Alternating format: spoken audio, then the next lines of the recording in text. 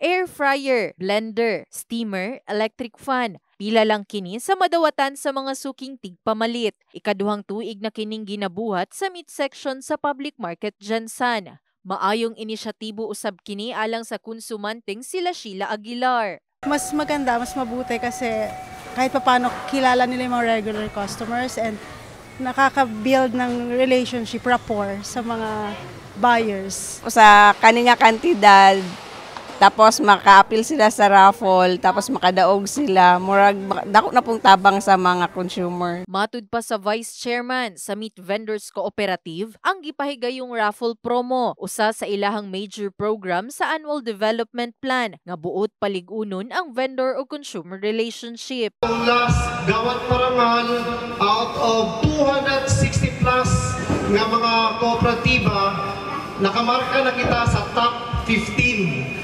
So, na-recognize ang effort nato nga mo-reach out labi na sa atong community. Napulo matud pa ang makadawat og mga appliances isip consolation prize ug ang grand prize nga 3,000 pesos. Ang gigahin nga kwarta alang sa premyo gitiguman sa mga nagapamaligya og karning baboy ug meat processor ug pondo sa ilahang kooperatiba. Bali mauni ang isig balik namo nga pagpasalamat sa tanan nga nagapatronize sa among baligya dinhi, especially among karning baboy, karning baka, mga processed meat nga mga suki nga hantud karon kanunay gyapon nga nagapamalit dinhi bisag daghan na kay mga negative comments about diri sa atong public market, padayon gyapon sila.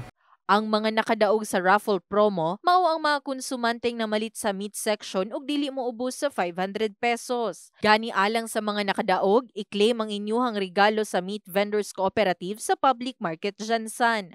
In the heart of changing lives. Kini si Brigada Liza Labajo sa Brigada News Jansan. Brigada News.